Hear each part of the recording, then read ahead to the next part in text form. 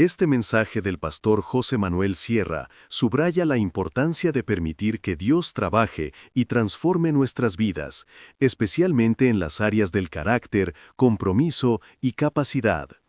El pastor ofrece ejemplos de Moisés, José y otros personajes bíblicos, quienes fueron preparados y probados por Dios a través de muchas dificultades, lo que resultó en la formación de un carácter y un compromiso firmes con Dios. Así como Moisés pasó 40 años en el desierto aprendiendo humildad y fe sólida, o José enfrentó muchas pruebas para convertirse en un líder confiable en Egipto, esto demuestra que aunque tengamos talentos o capacidades innatas, si no somos moldeados en nuestro carácter y comprometidos en servir a Dios, esos talentos no alcanzarán su máximo potencial. Las historias de Moisés y José ilustran cómo Dios usa a las personas a través de procesos de prueba para perfeccionarnos en su obra. Por habernos invitado, estuvimos el otro día, creo que el Señor habló a nuestras vidas a través de su preciosa palabra y creo que lo volverá a hacer otra vez, porque la palabra de Dios, ella misma dice que es viva y eficaz. Y cada vez que abrimos la palabra, cada vez que nos acercamos al Señor a través de su bendita palabra, el Señor habla a nuestras vidas y a nuestros corazones. Hay 7 veces la expresión en la Biblia: al que tiene oído para oír, oiga lo que el Espíritu dice a la iglesia. Y en esta tarde el Señor va a hablar una vez más a nuestras vidas y a la iglesia a través de su palabra.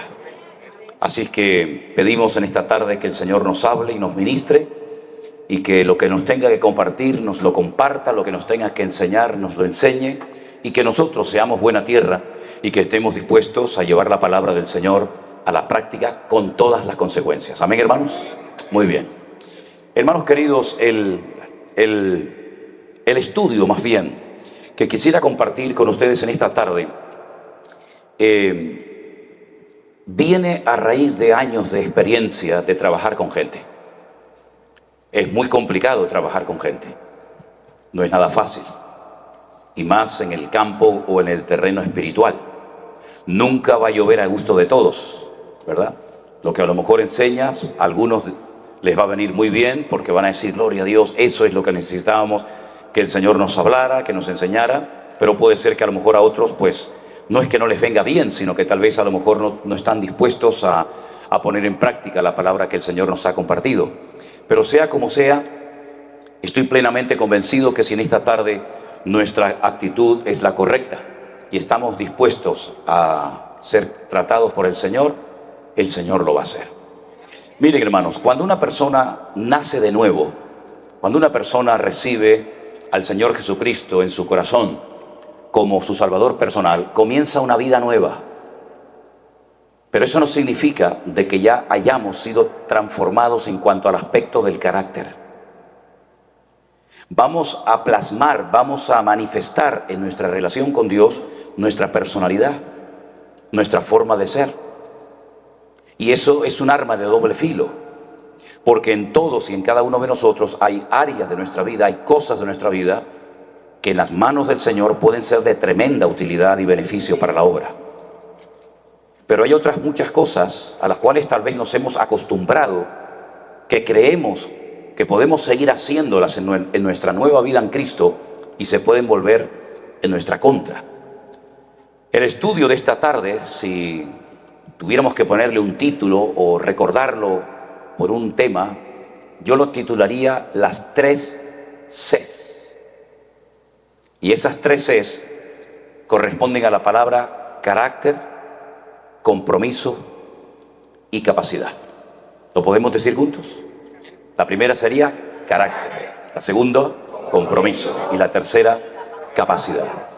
Tendríamos que ir por toda la Biblia para apoyar cada uno de estos 3 puntos principales. Cuando uno analiza los personajes que fueron utilizados por un tiempo por el Señor, uno se da cuenta de que las personas que llegaron a ser tremendamente útiles y eficaces en el reino de Dios, previamente fueron duramente tratadas. Miren, por ejemplo, el caso de Moisés. Moisés, cuando es niño, en aquellos días corría una orden en Egipto de que todas las madres que parieran un hijo varón tenían que arrojarlo a las aguas del río Nilo.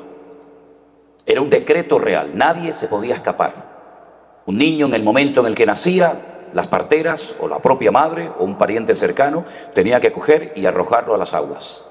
Era una estrategia diabólica para que el Mesías no naciera en el futuro, para cortar la línea genealógica, y de esa manera, matando a los niños, Satanás creyó equivocadamente que podía neutralizar la promesa de que algún día vendría el Hijo de Dios a esta tierra en carne y hueso, ¿verdad? Pero si me permiten la expresión, le salió el tiro por la culata a Satanás, porque se le escapó uno. Un niño que lograron esconderlo, no sé cómo, pero dice la Biblia que durante 3 meses sus padres lograron esconderlo.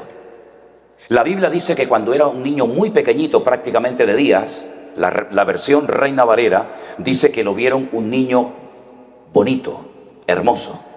Pero el texto original hebreo no dice eso. El texto original hebreo dice que era un niño bueno. Aún no predicaba, aún no hacía absolutamente nada, pero la palabra de Dios descubre la esencia de esa criatura, que sería un instrumento tremendamente útil en el futuro, y lo describe como un niño bueno. Y aún no había hecho nada, ni bueno ni malo, pero la Biblia ya lo selló, lo marcó, diciendo que sería un niño, un instrumento bueno en las manos del Señor.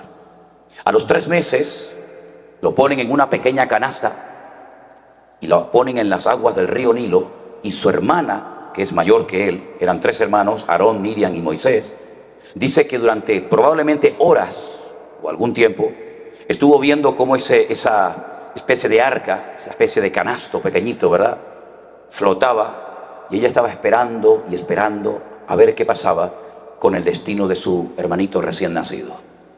Casualmente, aunque no existen las casualidades en el reino de Dios, la hija del faraón bajó a las aguas del río Nilo. La Biblia dice de una forma muy educada que bajó a bañarse, pero realmente bajó a hacer sus necesidades, porque las necesidades se hacían en los ríos. Y esta muchacha baja al río Nilo y de repente observa que hay una canasta y en su interior hay un niño. Y dice que cuando abre la canasta se da cuenta de que el niño es hebreo. Bueno, había varias razones para descubrir que el niño era hebreo. Primeramente, a ningún egipcio se le iba a ocurrir poner a un niño en las aguas para que los cocodrilos o las corrientes del río Nilo lo llevaran y lo mataran. Pero en segundo lugar, observó que el niño, aunque tenía simplemente 3 meses, el niño llevaba una marca en su cuerpo como todo varón hebreo, y era que estaba circuncidado. Los egipcios no se circuncidan. Y entonces esta mujer, le cogió tanto aprecio, tanto cariño al niño, que lo adoptó como si fuera su propio hijo y lo llevó al palacio. Y miren ustedes por dónde el mismísimo faraón, que quería matar a todos los niños hebreos del país, resulta que cría aquel que en el futuro sería el libertador del pueblo de Israel. Son ese sentido del humor extraordinario y maravilloso de nuestro Dios, y lo crió durante 40 años, con todos los privilegios habidos y por haber de un príncipe de Egipto. No le faltó nunca comida, no le faltó nunca esclavos, siervos. Pero cuando fue pequeño, hasta que fue destetado, su verdadera madre lo amamantó y lo crió. Y probablemente estuvo hasta los 4, 5, 6 años como máximo. Y cuando ya tenía esos 6, 7, máximo tal vez 8 años, lo vuelven otra vez a llevar al palacio de Egipto, y nunca más su madre tuvo contacto con su hijo. Pero la enseñanza quedó grabada a fuego en su corazón, de tal manera que cuando este niño se hace hombre y tiene 40 años, dice en el libro de Hebreos capítulo 11, que un día salió Moisés a pasear por las calles de Egipto y vio como un egipcio maltrataba a un hebreo, y se levanta contra él, le hierve la sangre, ve un acto de injusticia, y entonces dice, después de separarlos, al día siguiente dice que mató a un egipcio y tiene que huir al desierto por 40 años.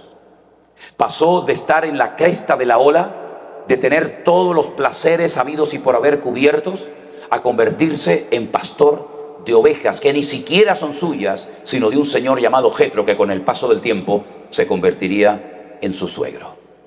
¿Qué les parece? La vida de Moisés está perfectamente diferenciada en 3 grandes bloques: 40 años en Egipto, 40 años en el desierto solo, y otros 40 años, total 120, sacando al pueblo y pastoreándolo en el desierto.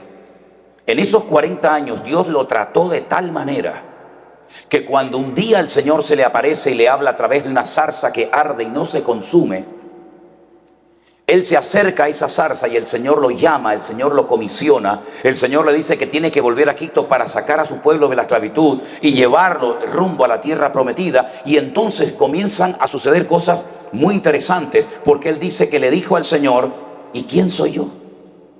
40 años atrás él creía que él iba a ser el libertador de Egipto, pero fracasó, porque lo hizo en la carne.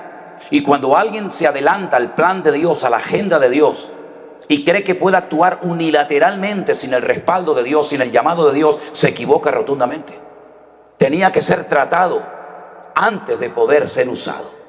Y es que hay gente que quiere ser usada, quiere aparentar en la iglesia, quiere figurar en la iglesia, pero no se dejan tratar ni moldear por el Señor. Y después pasa lo que pasa. 40 años tardó Moisés en darse cuenta que era tartamudo. Siempre fuiste tartamudo, hijo, pero ahora te das cuenta y ahora tienes temor de volver a Egipto. Pues ahora, cuando ves tu incapacidad, ahora cuando ves tu impotencia, ahora cuando ves que tú no vas a poder cumplir con semejante comisión, ahora es cuando yo te puedo comenzar a usar. Te bajé los humos, te llevé a lo más bajo, al desierto, a la soledad. Y ya con 80 años es cuando puedo comenzar a usarte. Y esto me recuerda a aquel muchacho que fue una vez a hablar con un maestro de oratoria en la antigua Grecia, un hombre que le enseñaba a la gente a hablar en público, a preparar discursos en público, y cobraba por aquellas clases que daba. Y un día llegó un muchacho y le pide a este filósofo que le enseñe oratoria, que le enseñe a preparar discursos para impresionar a la gente en público. Y este sabio griego le dice: a ti te voy a cobrar el doble. Y le dice: ¿por qué? Porque a todo el mundo le cobra un precio y a mí me va a cobrar el doble. Dice: porque voy a tardar mucho tiempo en enseñarte a callar. Y cuando aprendas a callarte y a oír, entonces podré comenzar a enseñarte a hablar.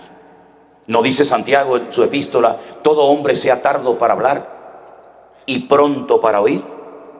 Todo el mundo quiere hablar, todo el mundo quiere opinar, pero pocos quieren oír y sujetarse y someterse y ser tratados por la mano del Señor. Y eso es lo que le pasaba a Moisés, un hombre con una capacidad tremenda, un hombre tremendamente preparado, pero su carácter lo traicionó. Y tu carácter lo controlas o lo dominas, o te termina controlando y destruyendo a ti. ¿Cuántas personas con dones, con talentos, con habilidades, cuántas personas con tremendas capacidades podrían haber sido personas muy útiles y eficaces en el reino de Dios, pero por su carácter tal vez eran orgullosos, tal vez eran altivos, tal vez tenían algún problema, en fin, de la índole que fuera, echaron por tierra toda su vida porque no se dejaron tratar por el Señor? 40 años el Señor estuvo moldeando el carácter de Moisés, y cuando lo trituró y cuando se dio cuenta de que él era incapaz, era impotente, no sabía hablar, etcétera, etcétera, es cuando entonces el Señor puede comenzar a usar su vida. ¿Cuánto tiempo estuvo el Señor preparando a José? José, cuando era un adolescente, cuando era un niño, él sabía lo que el Señor quería hacer a través de su vida en el futuro. Él vio a toda su familia, dice que vio al padre en forma del sol, a la madre con la luna y a las 12 estrellas, sus hermanos, postrados ante él y casi adorándole y rindiéndole pleitesía. Y él, cuando abre su corazón y le cuenta estos sueños a sus hermanos, dice que lo quieren matar, ¿verdad? Y su padre dice que: pero hijo, ¿tú qué estás diciendo? Que nosotros vamos a llegar un día a postrarnos delante de tu presencia. Luego tuvo otro sueño donde dice que vio manojos, ¿verdad? Espigas que se doblaban ante él, se inclinaban, y esto despertó celos y envidia en las personas, sobre todo en sus hermanos, que lo quisieron matar, y finalmente el Señor lo llevó a Egipto milagrosamente. Cuando llega a Egipto, aquel niño que llevaba una ropa de colores para diferenciarlo del resto de sus hermanos, un niño amado, un niño querido, un niño mimado, por decirlo de alguna manera, llega a Egipto y lo compra un señor. Fíjate, para sus hermanos era un peligro, pero para Potifar era una bendición. Qué cosas tan raras, ¿no? A veces tus propios hermanos te ponen la zancadilla y la gente del mundo te reconoce y te apoya más que tus propios hermanos en Cristo. Son esas cosas raras de la vida, ¿verdad? Eso era antes en Egipto, hoy en día eso ya no pasa, ¿no? Eso era antes, ¿verdad? Y resulta que por ser fiel y por querer llevar un testimonio delante del Señor, un hombre que jamás leyó la Biblia, porque no existía, un hombre que jamás tuvo pastor, un hombre que jamás estuvo en la iglesia, un hombre que jamás habló en lenguas, un hombre que jamás dio ofrendas ni diezmos, pero amaba al Señor con toda su alma y con todo su corazón. Cuando llega la esposa de su amo y le dice: acostémonos, él dijo: ¿cómo voy yo a pecar contra mi Dios? Él conocía el corazón de su Dios. Y por querer mantener su integridad y salir corriendo es acusado injustamente de que quiso violar, quiso abusar de su ama, ¿verdad? De la esposa de su amo, y termina dando con sus huesos en la cárcel un montón de años. Y allí en la cárcel Dios lo sigue tratando, Dios lo sigue moldeando, Dios lo sigue perfeccionando, ¿verdad? Y en todo momento dice la Biblia que el Señor estaba con José. Nunca lo abandonó.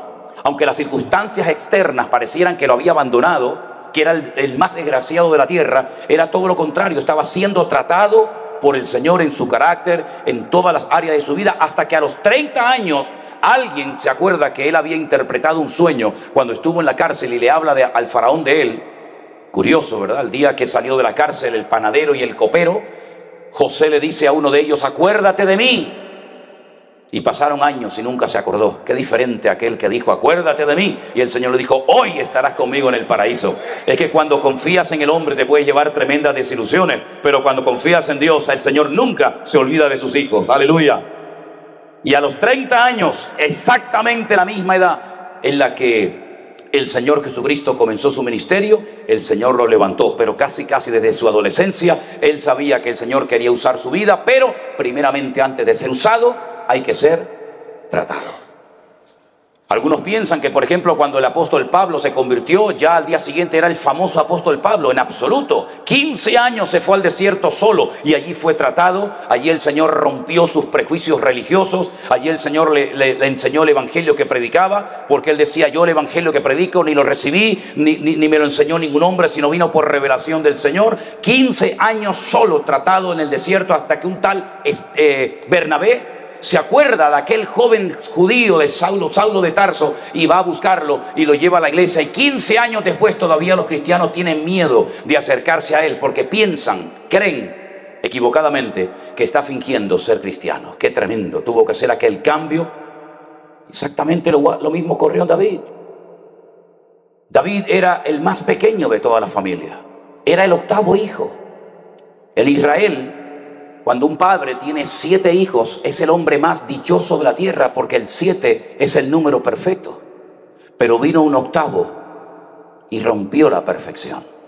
Y entonces cogieron sus hermanos y le dijeron: manda a este a las montañas que cuide esas ovejas que tienes.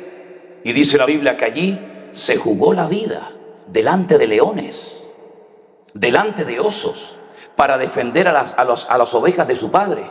Allí perfeccionó la puntería, era un tirador con la onda impresionante, era algo increíble. Años y años solo en las montañas, hasta el punto que cuando llega un día el profeta Samuel por la casa de su padre Isaí, con una revelación de que viene a ungir al segundo rey de Israel, Isaí pone a todos sus hijos en fila, y entonces Samuel dice: Dios no me confirma, Dios no me respalda, Dios no me indica que estos hijos tuyos, ninguno de ellos va a ser el rey. ¿Por casualidad tienes algún otro? Y dijeron: ay, sí, es verdad, tenemos a otro, pero está lejos, está en las montañas. Dice: pues mándalo a llamar, porque aquí no nos vamos a sentar a la mesa ni vamos a comer hasta que David venga. Yo creo que tenían más ganas de comer que de que fuera ungido su hermano, y por eso fueron rápido a buscarlo. Cuando llega David, oliendo a ovejas que apestan, dicho sea de paso, con aquellas pintas, dijeron: pero ¿este quién es? Este es el próximo ungido del Señor, así que ándate con ojo. No menosprecies ni mires la apariencia exterior de la gente, que eso pasa en muchas iglesias. Lo primero que hacen en cuanto entra el pastor, le miran de arriba abajo y dicen: uff, cómo viene vestido, ¿no? Y la hermana viene con falda o viene con pantalones. Qué crueles somos a veces con la gente nosotros, ¿eh? Somos capaces de condenar más rápidamente que a veces el mismísimo Satanás, porque medimos la santidad de la gente por su aspecto exterior. Y David, cuando uno lo miraba, decía: pero esto es el rey de Israel. ¿Dónde vamos con esto? Con esas pintas, con esos pelos. Un día fui a pasear a mi perro a un lugar donde había rebaños de cabras, y cuando vino lleno de garrapatas. No me extrañaría nada de que David tuviera alguna garrapata pegada por algún lado. Pero el Señor le dice: ese es el rey futuro de Israel. Y lo ungió con 17 años.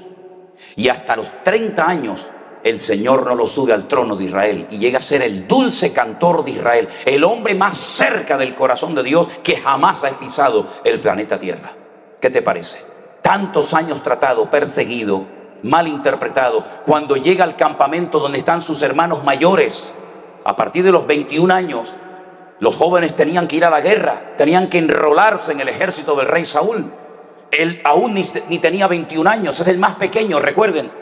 Y su padre le dice, vete al campamento, vete al campo de batalla, a ver cómo están tus hermanos. Eso es lo que dice la versión Reina Valera, vete a ver cómo están.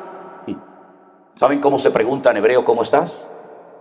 Al hombre se le pregunta ma shalomcha y a la mujer ma shalomech. ¿Y qué le estoy preguntando? ¿Cómo está tu paz? Así se pregunta en hebreo. ¿Cómo está tu paz? Así que vete al campo de batalla, a la guerra, y mira a ver cómo está la paz de tus hermanos. Pero papá, están en guerra. Pero es que paz no es ausencia de guerra. Paz es comunión con Dios.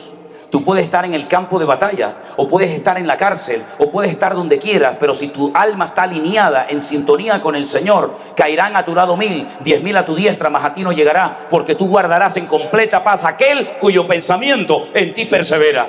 Vete a ver cómo están tus hermanos. Vete a ver cómo está la paz de ellos. Vete a ver si el ambiente les ha cambiado o ellos han cambiado el ambiente. Y cuando llega al campamento se encuentra a todos pálidos, muertos de miedo. Y entonces pregunta y dice, ¿qué está pasando aquí? Hay un ambiente de derrota, de pesimismo, se les ve miedo en las caras. Y entonces es cuando le cuentan que hay un gigante, un enorme gigante filisteo de la región de Gat, que tiene atemorizado al pueblo de Israel por 40 días, todas las mañanas y todas las tardes antes de la caída del sol, aparece aquella bestia en el horizonte y desafía al pueblo y los maldice. Y decía, solamente quiero que uno venga a pelear conmigo. ¿Para qué vamos a perder el tiempo? ¿Para qué vamos a entrelazarnos en batalla? 1 contra 1 y el que gane, ese se lleva el botín. No había en todo el país ni uno. Ni uno. Hasta el rey Saúl estaba muerto de miedo en su tienda de campaña. Pero David llegó por allí y dice, no se preocupen, no pasa nada. Hoy le cortaré la cabeza a este incircunciso filisteo, y las aves del cielo comerán sus carnes, y sabrá hoy todo Israel que el Señor nuestro Dios es el Dios todopoderoso. Porque Él viene contra mí con espada, con lanza, con jabalina, pero yo vengo contra Él en el nombre de mi Dios. Y entonces Saúl dice, bueno, pues vale, ya que te vemos tan decidido, ponte mi armadura, por lo menos vete protegido. Si no te sirve la armadura a ti, me va a servir a mí. Dice, yo no sé caminar con estas armas. ¿No dice la Biblia que las armas de nuestra milicia no son carnales, sino poderosas en Dios para la destrucción de fortalezas? A mí no me sirve este escudo, esta lanza, no me sirve de nada. Yo voy a ir contra él en el nombre de mi Dios. Y cogió 5 piedras. Y uno dice, ¿y por qué no 4? O 8, o 9, ¿por qué 5? Porque los filisteos dominaban toda la costa del Mediterráneo. Ellos controlaban lo que entraba y lo que salía al país. Ellos dominaban 5 ciudades. ¿Seréis capaces de aprender los 5 nombres? Gaza, Askelón, Asdod, Gat y Ecrón. A ver, Gaza, Askelón, Asdod, Ecrón y Gat. Si me viene este filisteo y es el de Gat, yo aquí en el bolsillo tengo 4 más para cuando venga el gigante de Gaza, cuando venga el gigante de Askelón, cuando venga el gigante de Asdod y cuando venga el gigante de Ecrón. Los voy a matar a todos. Me da exactamente igual, porque ellos son 5 gigantes, pero yo tengo los 5 libros de la ley, y en cada uno de ellos yo veo a mi Señor por todas partes. Así que no le tengo miedo a Él, Él me tiene que tener miedo a mí. Y dice que le cortó la cabeza. Le cortó la cabeza, lo venció, pero para llegar a ese nivel tuvo que estar años preparándose en el anonimato, en la soledad, ¿verdad? Y cuando por fin todo Israel sabe que va a ser el rey, Saúl, en vez de apoyarlo, le dio lugar a algo terrible, que a veces ha despedazado ministerios e iglesias enteras, y son los celos. ¿Por qué él y no yo? Se puso de moda una canción, Saúl hirió a 1000, David hirió a 10.000, y eso no le sentó nada bien a este caballero, aunque era el rey, tenía la corona, tenía autoridad, tenía poder, pero no fue un hombre tratado en su carácter. ¿Y cuál fue el problema de Saúl? El problema de Saúl fue su carácter. Tenía la unción de Dios sobre su vida, el Señor estaba con él, el Señor lo nombró rey de Israel, pero su carácter no fue tratado. Así que lo primero que el Señor quiere tratar en nosotros es nuestro carácter. ¿Cómo tiene que ser mi carácter? Pues mira, la radiografía de cómo era Cristo por dentro la tienes en el Sermón del Monte. Mateo 5, 6 y 7. Sobre todo el capítulo 5 de Mateo, donde encuentras las bienaventuranzas. Y en esas bienaventuranzas, bienaventurados los mansos, los que se dejan moldear. Bienaventurados los de limpio corazón, los que no tienen su corazón dividido. Bienaventurados los que lloran, los que son sensibles al trato del Espíritu de Dios. Bienaventurados los pacificadores, porque serán llamados hijos de Dios, es decir, los que transmiten paz y no guerra y chisme entre su pueblo. Y ahí encontramos el carácter perfecto. Y si quieres más, Gálatas 5, 22 y 23 dice: mas el fruto del Espíritu es amor, gozo, paz, paciencia, benignidad, mansedumbre, fe, templanza. Contra tales cosas no hay ley, no hay límite, no hay fronteras. ¿Qué frontera le vas a poner a la fe? ¿Qué límite le vas a poner a la paciencia? ¿Qué límite le vas a poner? ¿Qué ley le vas a poner al amor? ¿Verdad? Y esa es la cosa más importante que Dios quiere hacer en nuestra vida: moldear nuestro carácter, tratarnos para después poder ser usados en el reino. La carta a los Hebreos dice: y aunque era hijo, hablando del Hijo de Dios, del Señor Jesús, aunque era hijo, por lo que padeció, aprendió obediencia. ¿De qué sirve que usted dance y que usted cante y usted predique si no se le puede decir nada, hermano? Si enseguida se enfada y en cuanto se le lleva la contraria o se le quiere corregir, se cambia a la iglesia de enfrente y lo reciben allí con la banda municipal y con la alfombra roja. ¿De qué sirve que usted cante muy bien si no se le puede decir: hermano, perdone, yo quedé con usted a las 4 y son las 6:30? Usted es un impuntual, usted no es serio, pero mañana cuando va a trabajar usted es el primero que llega, porque allí le pagan. Entonces, ¿qué me está usted diciendo a mí? ¿De qué sirven sus dones? ¿De qué sirve el poder del Espíritu Santo? ¿De qué sirven sus lenguas, sus diezmos y sus ofrendas si usted es un inmaduro, un irresponsable y no se puede contar con usted para nada? Quédese con sus diezmos y quédese con sus ofrendas. El carácter es lo principal, porque te va a perseguir toda tu vida, desde la cuna hasta que te mueras. Y entonces el carácter o lo entregas a Cristo y crucificas tu carne juntamente con Cristo, o serás un peligro toda tu vida, como tanta gente que luego encima tienen poder, tienen dinero, tienen autoridad, les ríen la gracia, les aplauden por todo lo que dicen y se creen que son dioses y pueden hacer con las vidas de la gente lo que quieran. ¿Y cuántas iglesias, cuántos cristianos han sido heridos con personas que sí, aparentemente parece que tienen muchos dones y talentos y capacidades, pero su carácter son un auténtico desastre? Entonces, si usted no le entrega su carácter a Cristo, usted no va a poder ser usado adecuadamente en el reino de Dios. Algunos me han dicho: pero hermano, los discípulos no fueron a ninguna escuela bíblica, los discípulos no fueron a ningún seminario, no tenemos hoy en día que estudiar la palabra. Así hablan los ignorantes. Yo me subo al púlpito, oro y el Espíritu me impulsa. ¿A dónde le impulsa, mijo? ¿Cómo que no tuvieron los discípulos una escuela bíblica? ¿Qué está diciendo? Piense antes de hablar. Tuvieron el mejor maestro del mundo. Lo tuvieron a él 24 horas al día. Eso no es una escuela bíblica. Comían con él, dormían con él, viajaban con él. Seminario intensivo por la mañana, por la tarde, por la noche. Tenían que estar en plena forma física, no como muchos cristianos que lo llevan de aquí a la esquina y ya están con la lengua afuera. ¿Saben cuánto se tarda desde el norte de Israel hasta Jerusalén? 1 semana caminando. Y están ahora en Capernaum y dicen: vamos a Jerusalén. Se van 1 semana caminando y a los 2 días llegan allí y le dicen: volvamos a Galilea. Y algunos dicen: ¿otra vez a Galilea? Si aún no me he recuperado del viaje, ya me llevas otra vez para arriba. No había autobuses, no había guagua, no había trenes, no había aviones. Era caminando, mijo. ¿Usted quiere servir al Señor? Pague el precio. No me sea señorito, no me sea cómodo.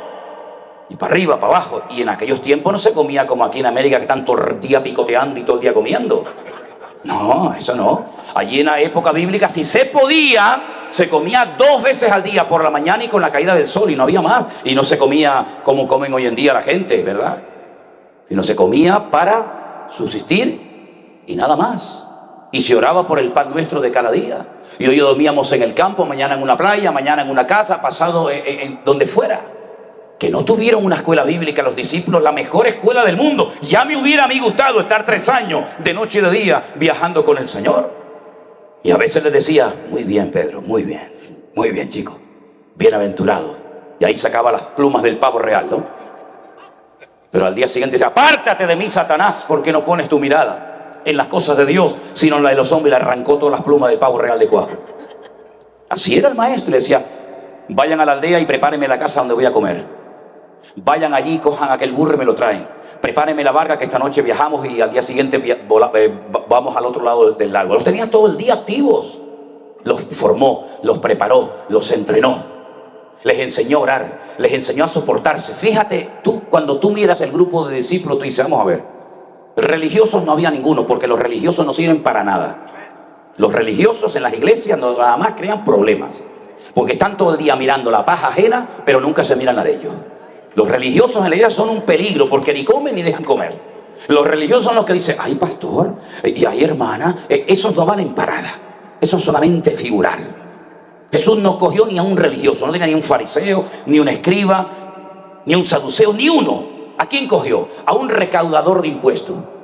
Un recaudador de impuestos era el que se levantaba primeramente a la mañana y se iba a trabajar. Coge a gente trabajadora, no a flojos ni a vagos. Y allí lo tenía. Y ahora te coge a un celote. Un celote eran los que odiaban al imperio romano y hacían atentados para matar a los soldados romanos a traición. Y lo pone a trabajar junto con Mateo, que es un traidor que se ha pasado al bando contrario y trabaja para el imperio opresor. Y ahora pone a Mateo y pone al otro, que es un celote, a trabajar juntos. Eso lo puede hacer solamente el Señor. Porque en la iglesia no nos encontramos los niños buenos, en la iglesia nos encontramos para cambiar, porque esto es un hospital del alma. En la iglesia nos encontramos porque este es el taller que Dios ha dejado en la tierra para cambiar y para que a lo mejor aquí se atrevan a decirte por amor lo que tu padre nunca se atrevió a decirte. Porque eso es la iglesia, es un taller donde el Señor trata con tu carácter, con tu genio, con tu temperamento, con tu impaciencia, con tu soberbia, con tu arrogancia. Y tienes que aprender a empezar de cero. Porque eso es lo que el Señor nos enseña en su palabra, empezar de cero, no empezar por arriba. Estábamos poniendo un día una moqueta, no tan linda como esta. Estábamos poniendo un día un hermano ya avanzada en edad y yo de rodillas en el suelo al principio de la obra. La moqueta en el suelo y apareció por allí un muchacho y él de pie, nosotros de rodillas colocando esta moqueta en el suelo. Me dice, pastor, quiero hablar con usted. Digo, qué bueno. Digo, pues agáchate y me echas una mano y hablamos. Y me dice, no, pastor, no. Y yo no miro así, digo, no, ¿por qué, mijo? Dice que yo soy cantante, yo no puedo trabajar en el suelo. Mira, me levanté y le dije, ¿qué has dicho? Sales por esa puerta como un cohete ahora mismo. Si usted quiere cantar, váyase a cantar. Aquí no necesitamos cantantes. Aquí necesitamos siervos que vengan a trabajar para la obra del Señor. Y yo soy el pastor de la iglesia y estoy con un señor de casi 80 años colocando la moqueta. Y a la tarde tengo que subir ahí arriba a predicar y a cantar yo también. Así que te me deja. Y se fue. Se fue a otra iglesia y le hicieron un líder de alabanza. Que lo hagan, el rey del mambo si quiere. Pero aquí no tienes nada que hacer, mijo. Aquí empezamos de cero. Y hay gente que nada más lo que quieren es aparentar y figurar en las iglesias. Y lo que hacen es para llamarla, como una persona en nuestra iglesia haga lo más mínima cosa, para llamar la atención y para distraer a la iglesia, mirándolo a él o a ella, esa persona tiene los días contados. Le decía, hermano, en esta iglesia al que tenemos que mirar es a Cristo, no a usted. Y en el momento en el que cualquier músico, el pastor, el ujiero, quien sea, esté haciendo algo, que la gente esté más pendiente de lo que está haciendo esa señora, o ese hermano, o aquel joven, o aquel músico, yo le digo, tranquilito, en esta iglesia no hemos venido a verla a usted. En esta iglesia hemos venido a adorar al Rey de Reyes y al Señor de los Señores. El carácter. Lo segundo era el compromiso. Ay, amigo, el compromiso. El compromiso es demostrar que usted es serio, que se puede contar con usted. Usted es puntual. Usted siempre llega tarde a todos los cultos. Nunca tiene tiempo para nada. Usted es realmente una persona comprometida. Tiene tiempo para el Señor, porque he conocido a muchos creyentes y dicen, ay pastor, yo no tengo tiempo para orar, yo no tengo tiempo para ir a la iglesia a pintar, yo no tengo tiempo para nada. Bueno, pues si no tiene tiempo, pues no se puede contar con usted para nada. Dios busca gente comprometida, gente que ame la obra. Porque amar a Dios al que no vemos no es tan complicado. Además, cuando estamos malos nos ayuda, cuando nos caemos nos levanta, cuando estamos enfermos nos sana, cuando nos hace falta algo nos la suple. ¿Quién no se va a enamorar de un Dios así? Pero enamorarse de la obra de Dios. ¿Y qué es la obra de Dios, hermano? La obra de Dios es irnos a la India de misioneros a llevar el evangelio o a viajar por Europa. No, no, no. La obra de Dios es limpiar el baño de la iglesia. Y la obra de Dios es aspirar para que la iglesia esté limpia y colocar las bancas y las sillas de la iglesia. La obra de Dios es cuando voy al baño y si alguien dejó la luz encendida, usted va y la apaga. Y la obra del Señor es cuidar de las cosas del Señor, ¿verdad? Eso es cuidar la obra del Señor. Eso es ser una persona comprometida con la obra. Una persona que tiene iniciativa. Una persona que no tienes que decirle, mire, no se preocupe hermano, yo lo hago. Ser una persona comprometida. Pero claro, ¿qué es lo que ocurre? Hay personas que son comprometidas, se apuntan a todo, pero su carácter no ha sido tratado y moldeado por el Señor. Y estamos otra vez en la misma. El carácter moldeado, rendido a Cristo. Una persona comprometida y luego viene al final la capacidad. Usted puede tener muchos dones, muchas habilidades, muchas capacidades, pero si usted no se ha dejado tratar, no se ha dejado moldear como el barro en las manos del alfarero, y usted no es una persona comprometida, sus dones y talentos no sirven absolutamente de nada. Imagínense que entrara por esa puerta mañana el mejor guitarrista del mundo. Y todo el mundo diría, este es el mejor guitarrista o el mejor pianista o el mejor baterista del mundo o el mejor cantante, la mejor voz de la tierra. Pero es una persona soberbia, poco comprometida, no se le puede decir absolutamente nada. ¿De qué sirven sus dones y talentos si a usted no se le puede decir nada, mi querido hermano y hermana? ¿De qué sirven sus dones? Se le vuelven en su contra. ¿Cuál fue la iglesia que tenía todos los dones según la Biblia? Vengan conmigo, por ejemplo, a la primera carta de Pablo a los Corintios, en el capítulo 1. Cuando Pablo le escribe a esta congregación que él estableció, que él pastoreó durante un año, miren lo que le dice en el capítulo 1 a los hermanos de la iglesia de Corinto. Capítulo 1. Pablo, llamado a ser apóstol de Jesucristo, por la voluntad de Dios, y el hermano Sóstenes, a la iglesia que está en Corinto, a los santificados en Cristo Jesús, llamados a ser santos con todos los que en cualquier lugar invocan el nombre de nuestro Señor Jesucristo, Señor de ellos y nuestro. Gracia y paz a vosotros de Dios nuestro Padre y del Señor Jesucristo. Escuche el versículo 4. Gracias doy a mi Dios siempre por vosotros, por la gracia de Dios que os fue dada en Cristo Jesús, porque en todas las cosas fuisteis enriquecidos, en toda palabra, en toda ciencia, así como el testimonio acerca de Cristo ha sido confirmado en vosotros, de tal manera, que dice ahí, que nada os falta en ningún don. Eso Pablo no se lo dijo nunca a nadie, solamente a los corintios. Nada os falta en ningún don. Si una iglesia en el Nuevo Testamento sabía lo que eran los dones del Espíritu, eran los corintios. Pablo menciona en esta carta 9 dones. Solamente hay 2 listas de los dones del Espíritu Santo en la Biblia. Una está en Romanos capítulo 12 y otra está en Primera de Corintios capítulo 12. En Primera de Corintios capítulo 12 menciona 9 dones. Discernimiento de espíritus, hablar en lengua, interpretar las lenguas, ¿verdad? Milagros, fe, sanidades, sabiduría, etcétera. 9 dones. Y dice Pablo, nada os falta en ningún don. Los tienen todos. ¿Qué le parece? Nunca he conocido una iglesia así.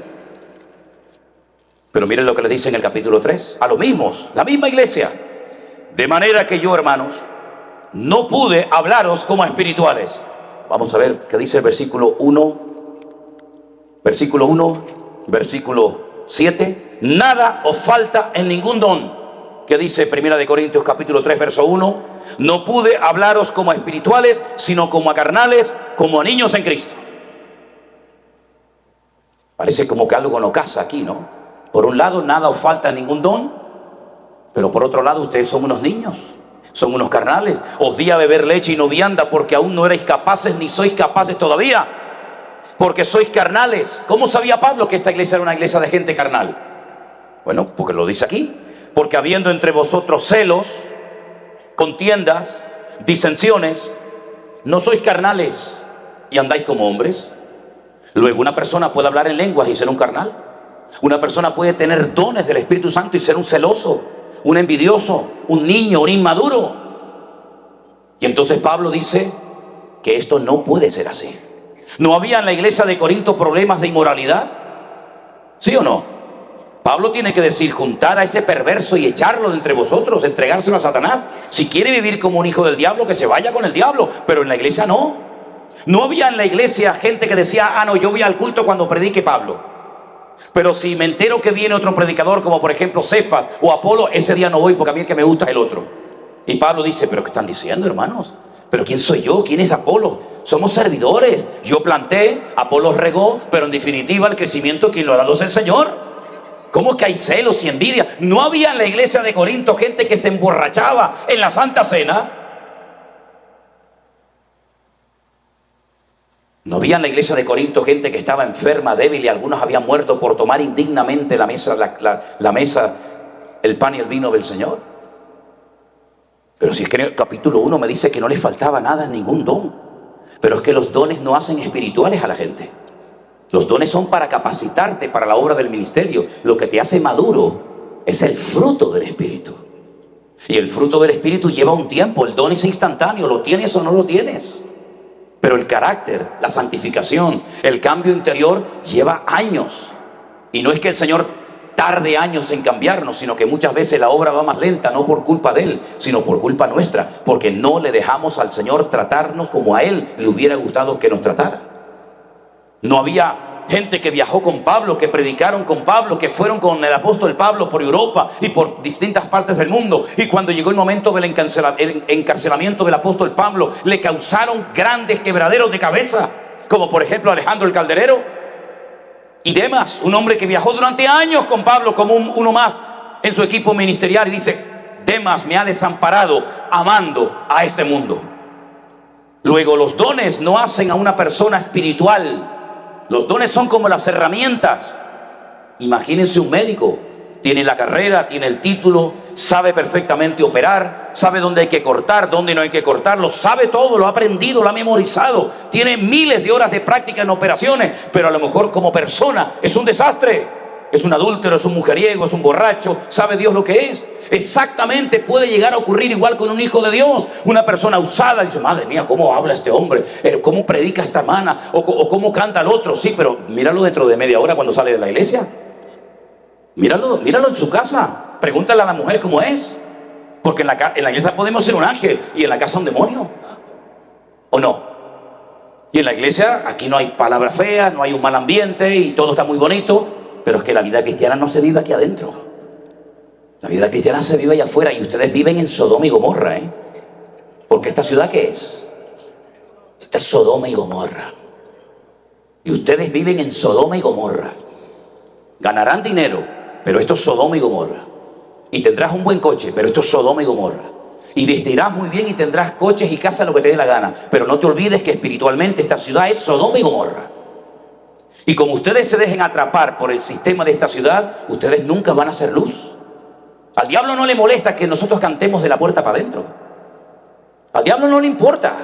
¿Por qué hay tantas iglesias? Porque el diablo ha sido tan experto que ha permitido que muchos vivan su vida cristiana dentro de la iglesia. Pero cuando salen de la iglesia se quitan la careta, se quitan el disfraz y pasan desapercibidos su vida y no marcan una diferencia en ese hotel, en esa cafetería, en ese restaurante. Son exactamente igual que los demás.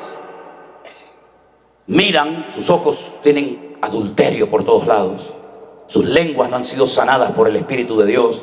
Sus pensamientos son exactamente igual que los de los mundanos, pero luego vengo a la iglesia, me pongo la chaqueta, me pongo la corbata, digo andara barashindara barindiri y ya está todo solucionado. ¿A qué hemos jugado, amada iglesia, durante tantos años? ¿A qué hemos jugado, amado pueblo de Dios, durante tanto tiempo? Hemos convertido a la iglesia en el campo de trabajo. Si ustedes recuerdan la explicación de la parábola del buen sembrador, ¿se acuerdan la parábola aquella? Una de las pocas que el Señor explicó. Él dijo, el campo es el mundo. El campo no es la iglesia. El tiempo que pasamos dentro de la iglesia en proporción al tiempo que pasamos fuera de la iglesia es tremendo. ¿Cuánto tiempo podemos estar aquí adentro? ¿1 hora, 2 horas, 3 horas? ¿Y cuánto tiempo estamos fuera en la calle? ¿Qué opinan los vecinos de nosotros? Los compañeros de trabajo, ¿saben que eres cristiano? Porque si te oyen hablar y contar los mismos chistes y las mismas bromas que ellos, difícilmente vas a hacer luz y difícilmente vas a hacer sal y marcar una diferencia. ¿Sabe todo el mundo en tu puesto de trabajo que eres cristiano? ¿O te da miedo de que se enteren de que eres cristiano? Porque te van a decir, tú eres cristiano. Hazme el favor, hombre. Hazme el favor. Se cuenta aquella anécdota de aquel joven que estaba predicando un día en una campaña evangelística y dijo públicamente: porque yo no me avergüenzo del evangelio. Y alguien de la multitud dijo: sí, pero el evangelio sí se avergüenza de ti, querido. Que Dios nos ayude a darnos cuenta de que en esta ciudad se tiene que notar que ustedes están aquí como hijos de Dios, como hijos del Rey de Reyes y Señor de los Señores. Que no pase desapercibida tu vida. Permítele al Señor cambiar tu carácter, obrar en tu carácter. Puedes decir como algunos: pero hermanos, que yo siempre he sido así. ¿Han oído esa expresión?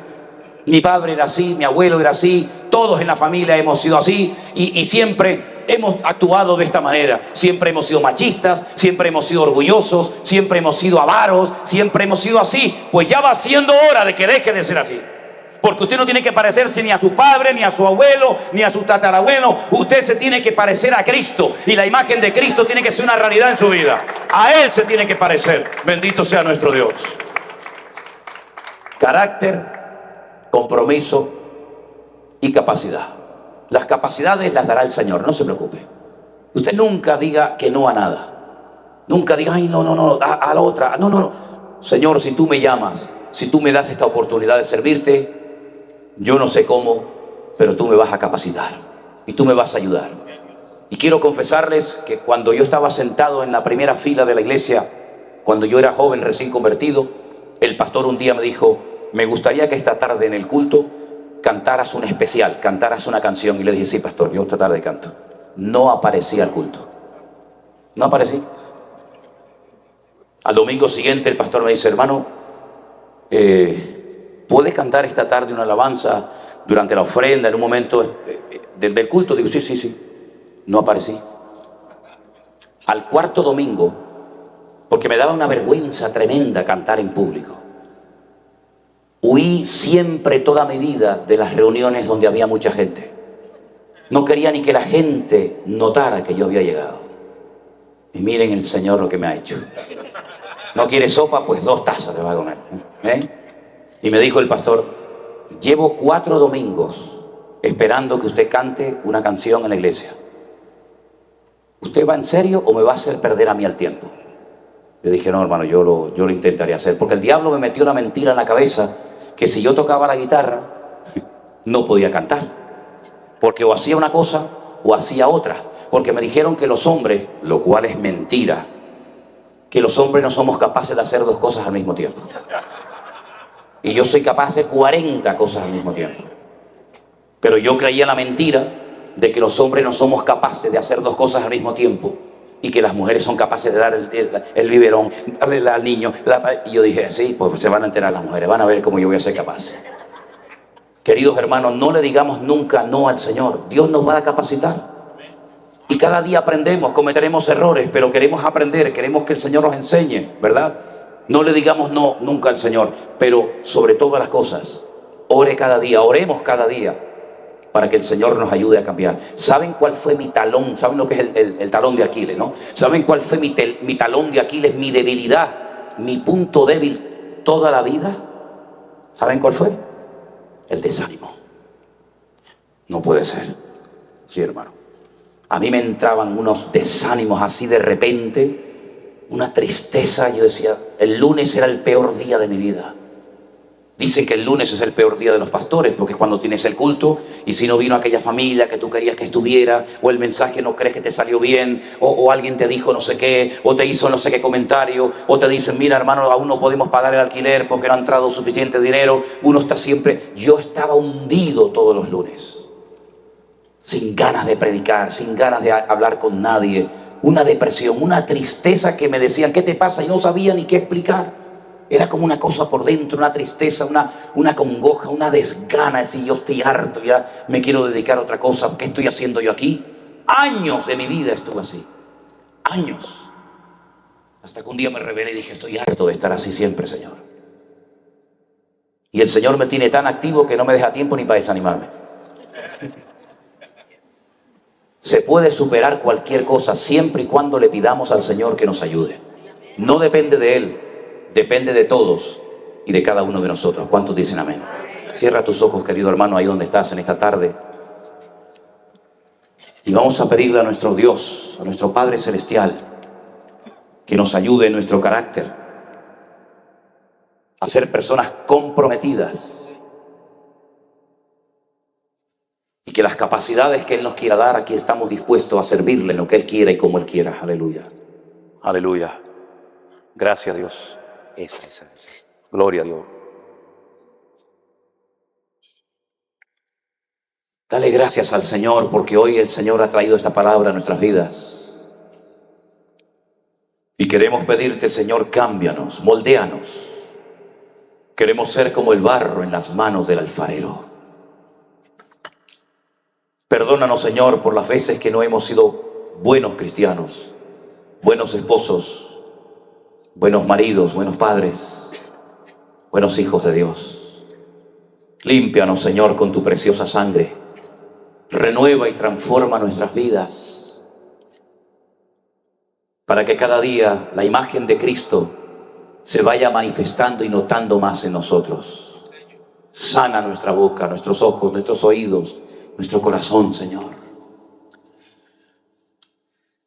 Ayúdanos a ser gente seria, sobria, prudente, comprometida contigo y con tu obra, Señor amado Jesús. Gracias, Señor Jesús. Ayúdanos, Señor, a descubrir cuáles son las capacidades que tú nos has dado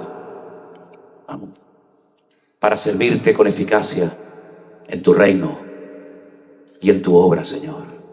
Quita de nosotros todas las banalidades de este mundo, Señor. Ayuda a mis hermanos en esta ciudad tan corrupta, Señor, y perversa, donde todo gira en torno a la vanidad del mundo y al juego y a tantas cosas.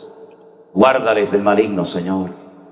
Que sean capaces de vivir una vida cristiana diferente y que en esta ciudad se note que hay un pueblo de Dios que ama al Señor y a su palabra. Guárdanos, oh Dios. Guárdanos, oh Dios. Aleluya. Gracias, mi amado Señor. Aleluya. Levantamos nuestras voces en genuina adoración.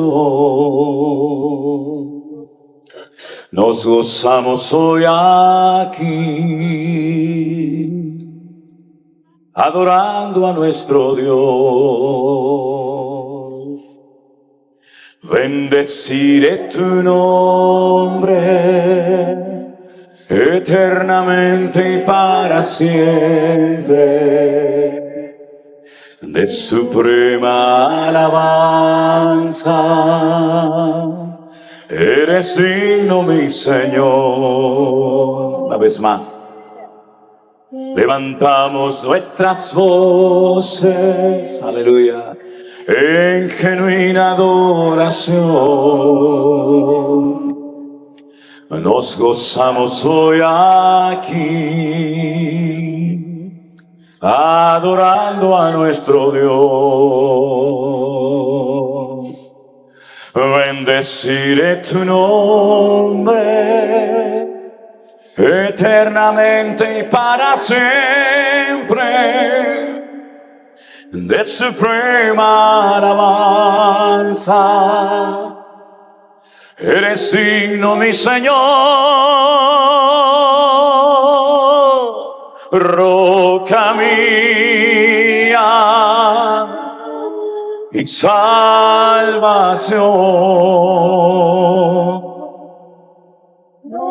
Temerá mi corazón. Aleluya. Yo estaré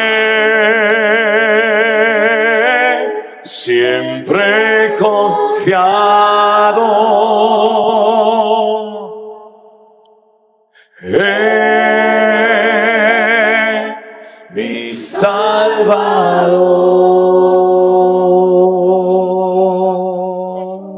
Aleluya. Ponte de pie conmigo en esta tarde y levanta tus manos al cielo y dile: Señor, cambia mi vida, Señor, cámbiame, Señor, ayúdame. Ayúdame a parecerme cada día más y más a ti. Sabemos que nos falta mucho, pero con tu ayuda lo lograremos, Señor amado. Aleluya. Qué bueno es alabarte y anunciar por la mañana tu misericordia y tu fidelidad. Tú eres mi fortaleza en medio de la angustia. Tú eres mi pronto auxilio en la tribulación. Roca mía y salvación. No temerá, no temerá mi corazón. Yo estaré siempre, sí, Señor, en mi Salvador. Mi Salvador. Una vez más, dígalo conmigo. Roca, roca mía y salvación. No temerá mi corazón. Yo estaré siempre confiado en mi Salvador.